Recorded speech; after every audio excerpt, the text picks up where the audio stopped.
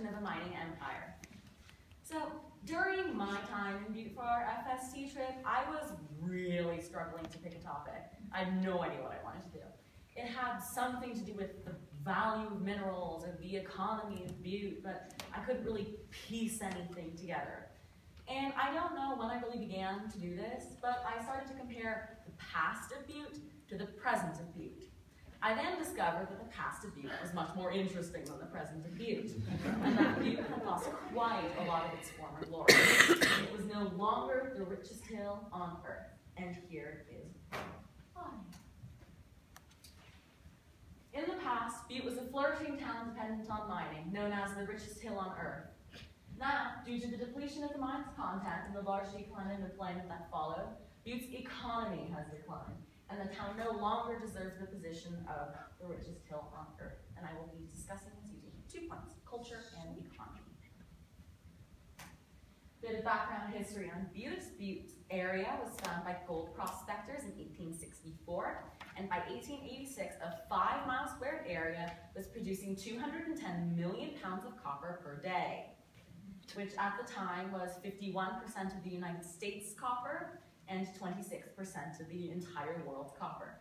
The Berkeley pit was completed in 1958, destroying many, many houses and the need for many other mines. In 1977, the once mighty Anaconda Company, whose small bit is shown here, was bought by the Atlantic Richfield Company, or ARCO. And by 1983, ARCO closed all mines and ended all mining operations in the Butte area. The Continental Pit resumed mining in 1986 and still mines to this day. So to begin with culture, Butte was considered a melting pot of all sorts of different races trying to cash in the mining. Immigrants included the Chinese, the Finnish, the Irish, and the Italians. There aren't really any of them left, sadly, because most of them have either moved away or have died, and their children have moved. Each group had their own little neighborhood. The Irish had Little Dublin, Finntown was for the Finnish, and Leaderville was for the Italians. And here we see Centreville, the Cornish neighborhood. The Cornish are the people of Cornwall, a small area in the southwest of the United Kingdom. Mining supported 3/4 of all people in Centreville due to the towns being surrounded by mines of which you cannot see.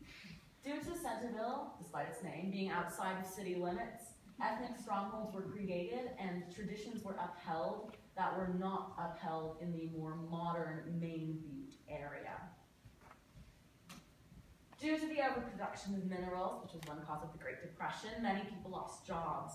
Doctors and nurses lost their jobs because they could no longer heal the miners of any ailments they may have contracted in the harsh working conditions. Nippers, the tool makers, lost their jobs because they could no longer sell the tools that they made to the miners for work. And the miners themselves lost their jobs due to the closing of the mines. And although these jobs were not greatly paying, they were decent enough to get by in tough times. So why does Butte have so many minerals underneath it? It is due to the batholith rock, an example shown here, or the boulder batholith. These rocks are made of magma, which bubbles up from the mantle but cools before reaching the surface. This rock then cracks, and water, filled with particles of quartz and silica, flows into the cracks. This water then deposits the particles of quartz and silica in the cracks, and the high heat and pressure inside of the Earth's crust creates the minerals that we know and mine today. Sadly, most of those are now gone. Here is a map of the tunnel system under Butte and the Berkeley pit. You can see the cone shape is back there. There are over 10,000 miles of tunnels underneath the city of Butte, most of which are filled with incredibly toxic water. Some, these few, are a mile or more deep, and due to Butte being a mile above sea level, the nickname "a mile high, a mile deep" was made for Butte.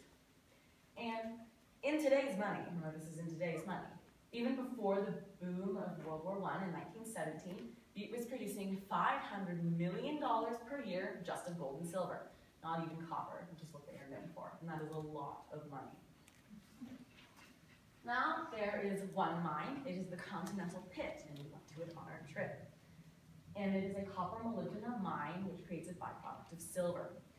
These ores, copper, molybdenum, and silver, all combined per year average to around $279 million per year.